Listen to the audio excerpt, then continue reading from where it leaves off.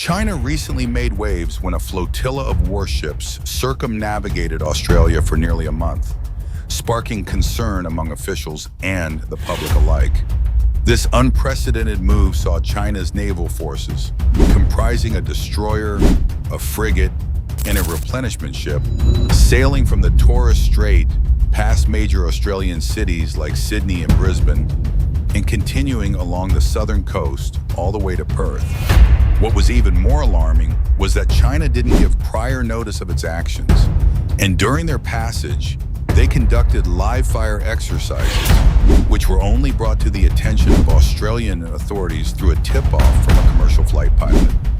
This lack of communication forced Australia to divert numerous flights for safety. The event raises serious questions about China's growing military presence in the region and its intentions. Australian and New Zealand officials quickly criticized China's actions, calling them provocative, especially given the size and capability of China's naval fleet.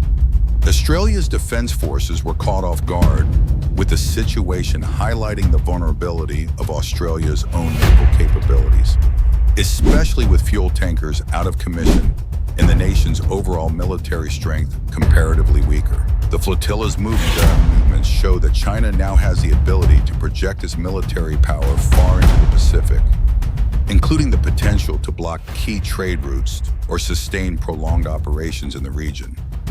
While China defended its actions, claiming its naval maneuvers were routine, the optics were hard to ignore.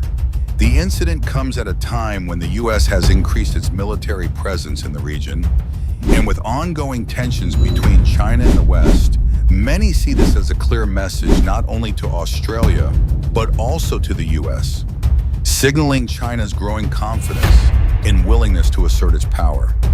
The implications of this flotilla's journey could have long-lasting effects on the balance of power in the Pacific and on Australia's defense strategies moving forward. Many experts believe this could lead to a re-evaluation of Australia's defense and foreign policy, and potentially lead to stronger partnerships with neighboring countries and the United States. Some also speculate that the move might be part of China's broader strategy to assert dominance over the Indo-Pacific region, especially as tensions rise over issues like trade, territorial claims, and military influence. This unprecedented show of force is something Australia will likely need to factor into its defense planning for the years to come, as global power dynamics in the Pacific continue to shift.